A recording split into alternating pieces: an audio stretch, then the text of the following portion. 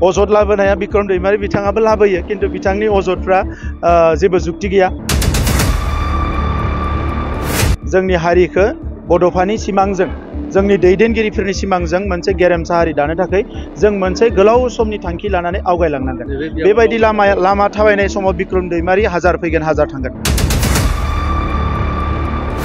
आं मिथिया, जुदि नैबे मुलुगावनो सामसुन्दिया दङब्ला बिथाङा बेफोरबायदि बाथ्राखौ बुंनाङामोन।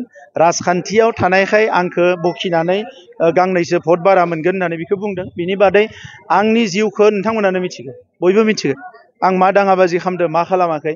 दा बिथांमोना सानो आरो आंनो एसे नंखाय बाथ्रा बुंना आंनि सायाव दाय जाबसिननानै कार्टुन बानायनानै भटआ गांनैसो बारिगोन।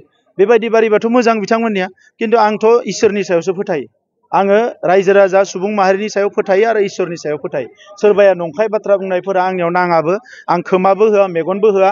आङो जि लामायाव थाबायलांदो बिथिंनो आं थाबायलांबाय थागोन। नोंथांनि सायाव गोबां अजद लाबोग्रा बिक्रम दैमारियानो नैबे बियाबाव गेलेनाय आङो कंग्रेचुलेसन होदो बिक्रम दैमारी बिथांखौ। अजद लाबोनाया बिक्रम दैमारी बिथाङाबो लाबोयो, किन्तु बिथांनि अजदफ्रा जेबो जुक्ति गैया।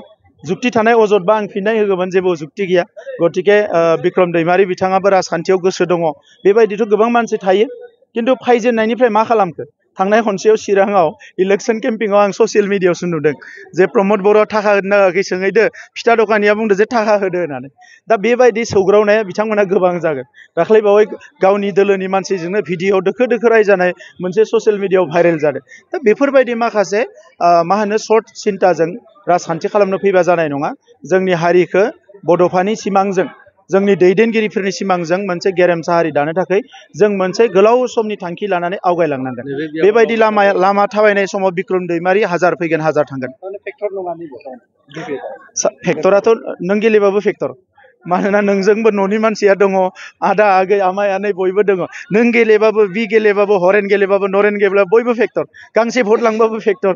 दा नंखायनो बेखौ आं फेक्टर नङा होननानै बुङा, नाथाय ओरैबायदि गिनांगौ फेक्टर नङा जायनि थाखाय आं गिनांगौ, उन्दुलाङा जागोन, गोजांगोन, नङा होमबा?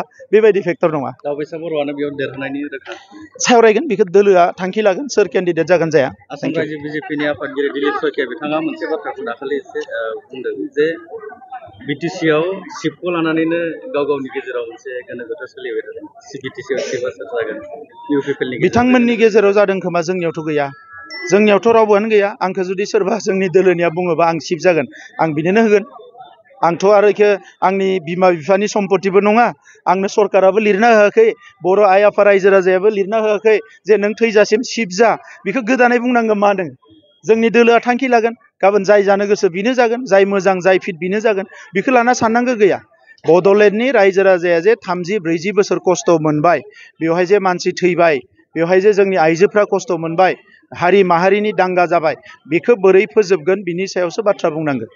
बेखौ बोरैहाय फोजोबगोन? दिनै जे जों बोसोरब्रै खावसे मोजां लाखिबाय, इयुनाव बोरै मोजां लांगोन बेखौसो बिथांमोना बयबो बुंनांगोन। बेयो सिबा सोर जागोन बेलाय मा गिदिर बाथ्रा? सानसे जिरायबाय, दोलोनि गेजेराव सावरायबाय, आमखाया सिब जागोन, बेनो जाबाय।